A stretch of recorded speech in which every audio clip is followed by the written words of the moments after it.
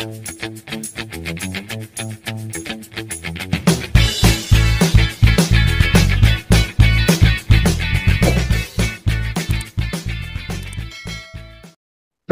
kali ini saya akan mengulas mengenai penyerobotan tanah. Hal pertama yang harus kita ketahui dan pahami adalah seseorang dapat menguasai tanah dengan memiliki bukti sertifikat hak milik yang harus didaftarkan pada lembaga yang berwenang untuk pendaftaran tanah, yaitu Badan Pertanahan Nasional atau BPN. Nah, proses sertifikat tanah itu menjadi bukti bahwa tanah itu milik seseorang. Di Indonesia sendiri, masalah penyerobotan tanah terjadi sangat masif dan berdampak besar bagi masyarakat luas. Banyak kasus penyerobotan tanah yang melibatkan proyek-proyek besar seperti pembangunan jalan, pembangunan gedung-gedung pencakar langit apalagi ya, atau proyek perkebunan besar yang menyebabkan kerugian besar bagi masyarakat lokal.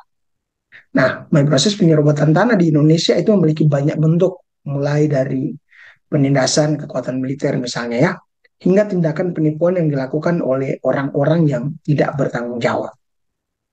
Dalam beberapa kasus, proyek-proyek pemerintah misalnya ya, bahkan dianggap bertanggung jawab atas penyerobotan tanah. Karena apa? Karena penduduk setempat mengalami dampak dari proyek-proyek ini. Nah, proses penyerobotan tanah itu adalah tindakan seseorang atau kelompok yang mengambil alih tanah seseorang tanpa izin atau persetujuan. Tindakan penyerobotan tanah itu juga dapat dilakukan oleh pihak-pihak yang tidak bertanggung jawab. Dan sebenarnya kalau mau lihat penyerobotan tanah itu tentu dapat merugikan pemilik tanah secara finansial, juga emosional dan eh, psikis. Nah, makanya penyerobotan tanah ini termasuk ke dalam penyalahgunaan wewenang terhadap hak milik tanah. Tapi ada beberapa upaya hukum yang harus atau yang bisa dilakukan oleh pemilik tanah untuk mengatasi dan menyelesaikan persoalan hukum tindakan penyerobotan tanah ini. Nah, proses pemerintah melalui undang-undang telah mengatur pasal khusus untuk memberikan kemudahan kepada korban yang mengalami penyerobotan tanah. Ini memang perlu diatur dan harus ada sanksinya supaya apa? Supaya pelaku penyerobotan tanah itu mengalami efek jerah. Kenapa? Karena mengambil hak orang lain itu merupakan tindakan melawan hukum. Tindakan ini dapat berupa misalnya menempati tanah, melakukan pemagaran, mengusir pemilik tanah yang sebenarnya, dan lain-lain. Nah, penyerobotan lahan kosong atau tanah kosong itu masuk ke dalam BSID. Apa itu BSID?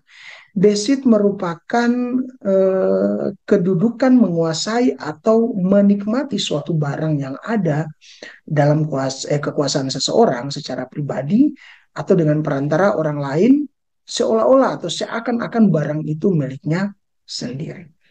Jika ini terjadi kepada kalian, my brosis, misalnya kalian pemegang hak tanah yang sah, yang tentu dibuktikan dengan kepemilikan sertifikat tanah, maka kalian dapat mengajukan gugatan untuk mempertahankan dan melindungi hak kalian berupa gugatan melawan hukum jika timbul kerugian atas hal tersebut. Tapi juga boleh mengambil tindakan hukum secara pidana. Nanti sebentar kita akan bahas hal ini. Nah, yang termasuk tindakan penyerobotan tanah itu antara lain mencuri atau merampas tanah, tapi juga melakukan klaim-klaim sepihak dan diam-diam melalui pemotokan tanah atau membuat pagar-pagar untuk menandai bahwa tanah tersebut sudah menjadi hak milik pelaku secara paksa. Selanjutnya, penyerobotan tanah pada umumnya itu disebabkan oleh beberapa hal. Saya ingin jelaskan sedikit ya, sebab-sebab terjadinya penyerobotan tanah. Yang pertama, karena ketidakpedulian pemilik tanah terhadap aset yang dimilikinya. Nah, di Indonesia itu ada begitu banyak tanah-tanah yang dibiarkan begitu saja, tanah-tanah kosong ya, yang tidak dirawat. Nah, bisa jadi ketika pelaku penyerobotan tanah itu melihat bahwa tanah ini sudah tidak dirawat, tidak ditanam oleh eh, apa namanya, tidak ada tanaman yang ada di tanah itu, maka pelaku penyerobotan tanah itu berani untuk mengambil tanah itu menjadi seolah-olah itu adalah miliknya sendiri. Nah, itu salah satu faktor kenapa penyerobotan tanah itu terjadi. Faktor kedua juga adalah ketidaktahuan korban mengenai kepemilikan tanahnya telah dijual atau diberikan kepada orang lain oleh orang tua korban. Nah, ini saya pernah mengalami, saya pernah mendapat klien di mana dia tidak tahu bahwa tanah yang sertifikatnya itu ada padanya, dipegang olehnya, ternyata sudah dijual tanpa sepengetahuan dia, telah dijual oleh orang tuanya kepada orang lain. Maka saya menolong dia untuk mendapatkan kembali tanah tersebut. Lalu kemudian tingginya harga tanah yang mengakibatkan orang-orang mulai mencari tanah mereka dan juga mengakibatkan susahnya untuk memperoleh lahan untuk digarap.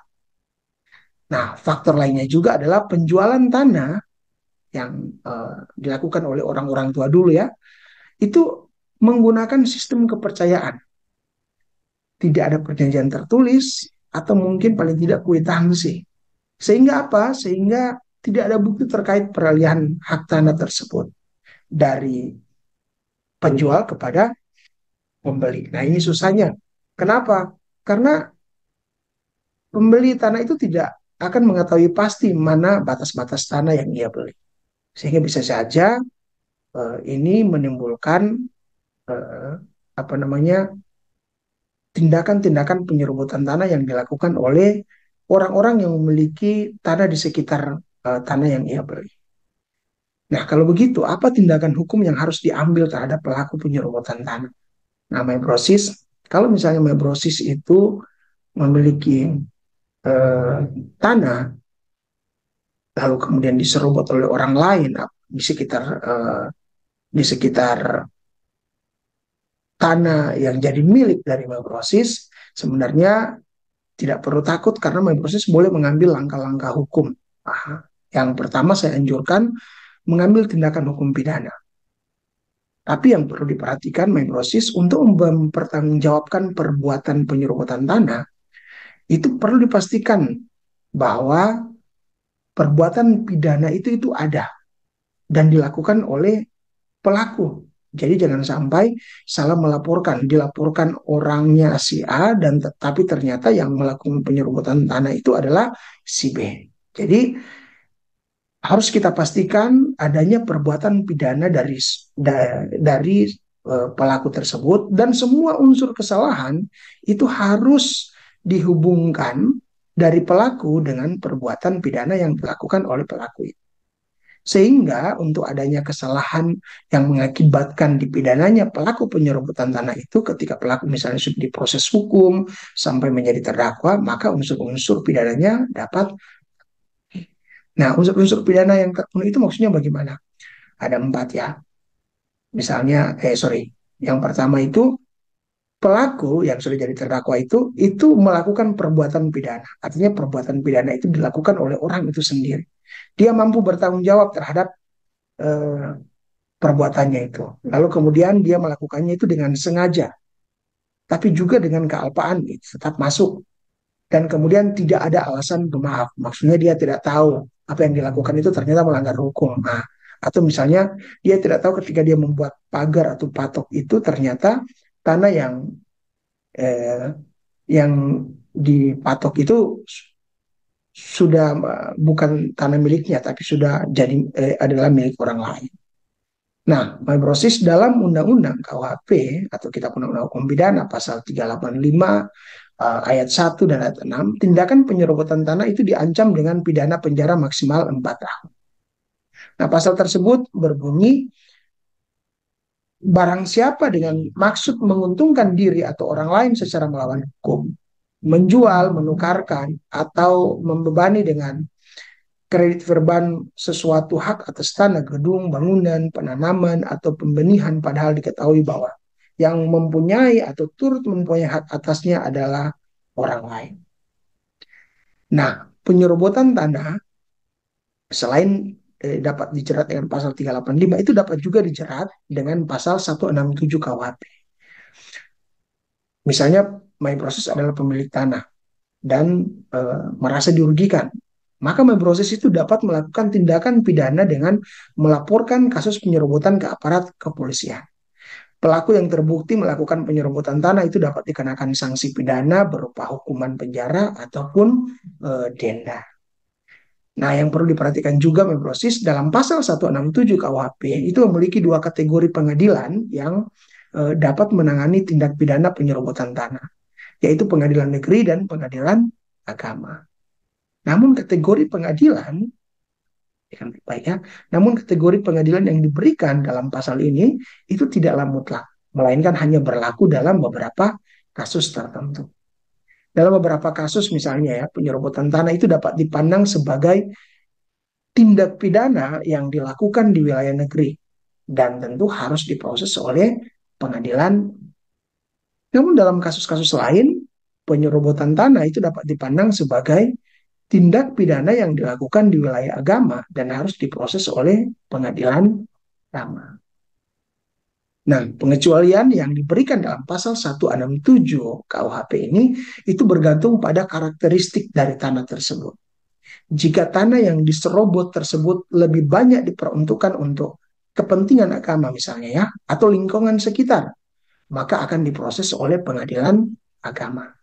Sebaliknya, jika tanah yang diserobot tersebut lebih banyak diperuntukkan untuk kepentingan umum, maka akan diproses di pengadilan negeri. Tetapi, jika terdapat keraguan dalam menentukan kategori pengadilan yang akan menangani kasus penyerobotan tanah tersebut, maka pengadilan negeri memiliki hak untuk merujuk kasus tersebut ke pengadilan agama.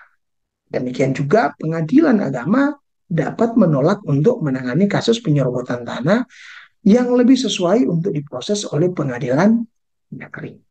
Jadi itu pertama, ambil tindakan hukum pidana. Laporkan ke polisi supaya dapat diproses dan dapat disidang lalu kemudian dihukum.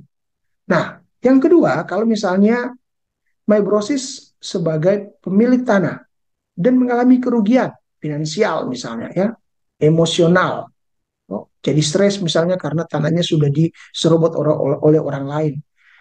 Nah, apa yang akan dilakukan? Nah, selain pidana, ada juga namanya gugatan perdata. Meskipun mungkin sudah dilakukan apa nama menempuh jalur pidana. Jadi setelah menempuh jalur pidana, pemilik tanah, misalnya yang proses adalah pemilik tanah, itu dapat mengajukan juga gugatan. Nah, apa itu gugatan perdata? Gugatan perdata adalah tindakan hukum untuk menyelesaikan konflik antara dua belah pihak yang berperkara, di mana pemilik tanah menggugat pelaku penyerobotan tanah secara kan disidang secara kalau di pidana korban itu diwakili oleh jaksa, pelaku nanti didampingi oleh pengacara. Tapi kalau di perdata baik pelapor dan terlapor itu semuanya didampingi oleh pengacara atau advokat. Nah, gugatan perdata itu dapat dilakukan jika pelaku penyerobotan tanah telah merusak atau mengambil alih tanah tanpa izin atau persetujuan dari milik. Nah, proses untuk mengajukan gugatan perdata, pemilik tanah harus menyediakan bukti-bukti ini yang harus diperhatikan karena saya pernah mendapat klien yang ingin menggugat tanahnya, tapi kemudian dia tidak ada bukti. Nah, bagaimana mungkin kita boleh menang kalau misalnya atau mengambil katanya itu adalah haknya, tapi tidak disertai bukti itu agak sulit. Jadi saya pernah mendapatkan hal seperti itu, akhirnya saya tunda dulu. Saya katakan kepada klien, siapkan dulu bukti-buktinya, lalu kemudian kita akan maju untuk menggugat dia di pengadilan secara perdata. Jadi ingat baik-baik, sebelum mengajukan gugatan perdata, pemilik tanah harus menyediakan bukti-bukti seperti misalnya surat perjanjian, sertifikat tanah, surat perjanjian apakah tanah itu dibeli atau diberikan atau seperti apa. Nah, itu nanti kan dijelaskan dalam surat perjanjian. Atau sertifikat tanah, atau bukti-bukti lainnya yang dapat membuktikan kepemilikan tanah tersebut. Selain itu, pemilik tanah juga dapat meminta bantuan tenaga ahli dalam bidang hukum atau konsultan hukum yang dapat membantunya memenangkan gugatan perdata tersebut. Ya, dalam hal ini orang yang berpengalaman, orang yang ahli pada bidangnya, bidang hukum, ya, termasuk advokat atau pengacara. Nah, pertanyaannya, apakah bisa pelaku penyerobotan yang sudah dihukum secara pidana kemudian digugat secara perdata? Ya, bisa. Karena kalau pidana itu diperiksa dan diadili adalah perilakunya untuk dihukum. Sedangkan kalau di perdata yang diperiksa dan diadili itu adalah akibat dari tindakan penyerobotan itu. Apakah merugikan pemilik tanah atau tidak? Nah, Pak Imrosis, jika kalian tidak tahu atau merasa kesulitan dalam menempuh jalur hukum, maka saya sarankan kalian dapat meminta bantuan dari penegak hukum lainnya. Dalam hal ini meminta bantuan dari penegak hukum seperti pengacara atau advokat. Nah, kami advokat atau pengacara itu dapat membantu kalian sebagai pemilik tanah dalam menyelesaikan kasus penyerobotan tanah dengan cara memberikan saran, memperjelas jalur hukum yang harus ditempuh ya, dan meminta bantuan hukum lain seperti mediator atau melakukan tindakan-tindakan hukum untuk membela kepentingan hukum kalian sebagai pemilik tanah.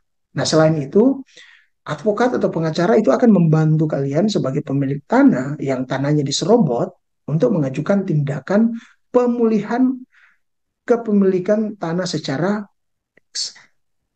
Nah, apa itu pemulihan kepemilikan tanah secara paksa?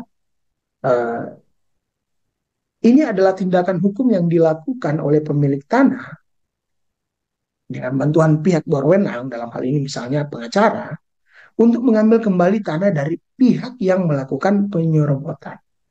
Namun yang perlu diperhatikan, tindakan pemulihan kepemilikan tanah secara paksa itu hanya dapat dilakukan jika pemilik tanah telah memiliki surat putusan dari pengadilan yang menyatakan bahwa tanah tersebut adalah miliknya sendiri.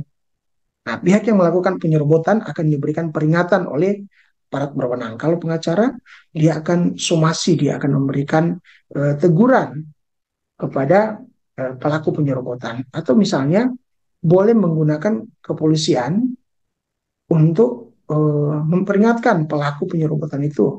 Supaya apa? Supaya dapat dengan sukarela mengosongkan tanah yang ia kuasai. Yang sebenarnya itu adalah bukanlah tanah miliknya sendiri. Nah, apabila peringatan yang disampaikan itu tidak ditindaklanjuti oleh pelaku penyerobotan tanah, maka pihak berwenang dapat melakukan tindakan pemulihan kepemilikan tanah secara paksa. Ya, kalau pengacara, kami akan ajak polisi untuk datang sama-sama ke lokasi supaya pelaku penyerobotan itu dapat keluar dari lokasi penyerobotan tanah tersebut.